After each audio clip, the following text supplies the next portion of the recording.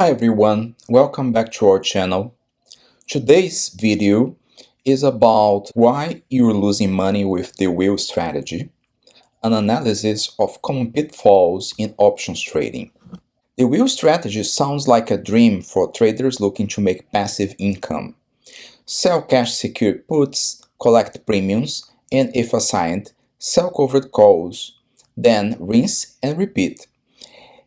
It is simple in theory, but in reality, many traders lose money with this strategy, and here is why. First, the wheel strategy works best in a stable or slightly bullish market. If the market crashes or the stock you're wheeling drops hard, you are stuck holding a losing position. The premiums you collected won't make up for the loss in the stock value. For example, if you sold puts in a stock at $50 and it crashes down to $30, you're now down $20 per share minus the small premium that you earned. This is a big hole to dig out of. Another problem is poor stock selection. The wheel only works if you're wheeling high quality stocks that you'd happily own for the long term. But many traders chase high premiums from risky or overvalued stocks. When those stocks tank, they are left holding the bag. One trader shared how they got assigned on a struggling stock and then had to keep rolling calls just to break even. The premiums didn't cover the losses. Even with good stocks, timing matters. If you sell puts right before a market dip, you get assigned at a bad price. Then, if the stock stays low, your cover calls might not generate enough premium to offset the loss. One trader mentioned being assigned Apple shares at $133 while the stock was trading at $124. The tiny call premiums didn't help much, and they were stuck waiting for a rebound in Apple. The wheel also ties up a lot of capital. Cash secured puts require you to lock up cash to cover the purchase if assigned. That money could be working elsewhere. If interest rates are high, the opportunity costs is even higher.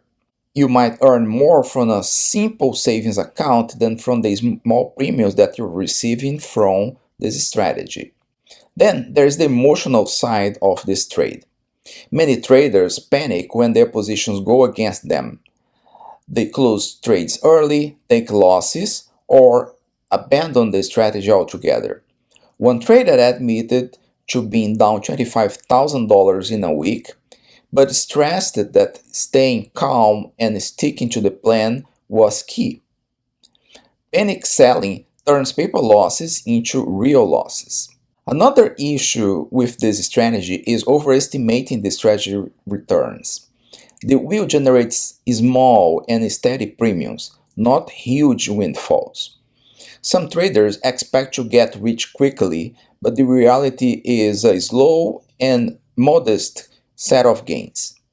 If you are not patient, you get frustrated and make bad decisions. One expert noted that while the wheel can supplement your income, is not a get-rich-quick scheme like some YouTubers make it appear.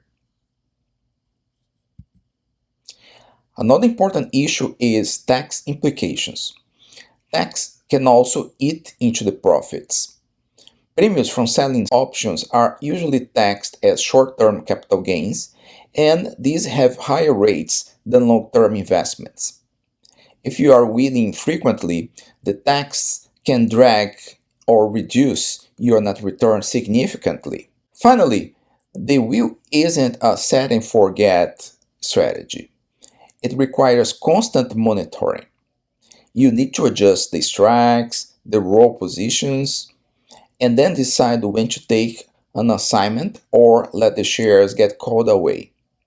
If you are not actively managing the system, you could miss key opportunities or let gains become losses or make the losses pile up. So here's the conclusion. Is the wheel strategy bad?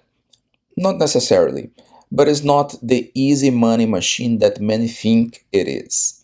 especially when you watch YouTube videos about the subject. To avoid losing money, you need the right stocks, patience, and discipline. So, in many ways, using this strategy is very similar to trade stocks in general.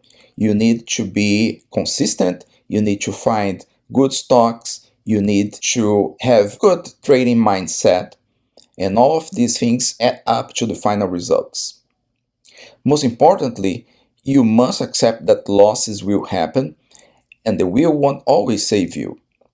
If you're not prepared for that reality, then you're better off going with a simpler strategy of buy and holding, where you have an easier time and even a higher probability of making money.